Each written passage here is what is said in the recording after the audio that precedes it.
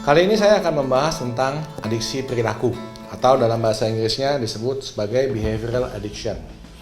Behavioral addiction ini di dalam DSM-5 maupun di ICD-11 sudah merupakan gangguan kejiwaan.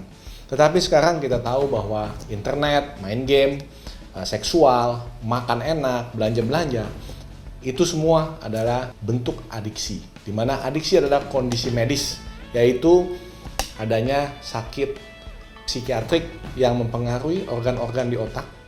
Secara biologis, organ-organ di otak itu ada misalnya yang disebut dengan brain reward system, yaitu sistem reward di otak yang terdiri dari misalnya nucleus accumbens, ventral tegmentum area, dengan sistem limbik.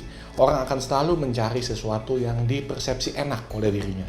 Oleh sebab itu, ketika seseorang tidak bisa mengendalikan dirinya, semakin lama menuntut waktu yang semakin panjang untuk pemenuhan kebutuhan terhadap satu-satunya kenikmatan.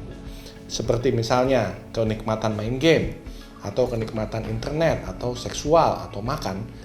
Dan dia tidak bisa mengendalikan itu, walaupun dia tahu dia harus menyetop itu, karena hal tersebut jelek untuk kesehatan atau jelek untuk kehidupannya, maka itu adalah salah satu tanda dia sudah mengalami suatu adiksi. Dan hal-hal ini semua akibatnya adalah membuat dia tidak produktif. Hidupnya hanya untuk memenuhi dorongan-dorongan terhadap perilaku tersebut. Jadi, karena ini adalah sesuatu yang berpengaruh pada kerja otak, maka kita harus mengatasi gangguan adiksi ini dengan pendekatan-pendekatan medik maupun pendekatan-pendekatan psikologis perilaku. Untuk itu perlu sekali orang-orang yang mengalami atau diduga mengalami perilaku yang adiksi segera dibawa untuk konsultasi dan menjalani terapi. Bukan hanya menyetop aktivitas tersebut, karena ketika aktivitas tersebut di-stop, maka akan ada gejala-gejala nagih. Dan ini bisa menyebabkan penderitanya sampai marah, frustasi, bahkan mungkin berniat bunuh diri.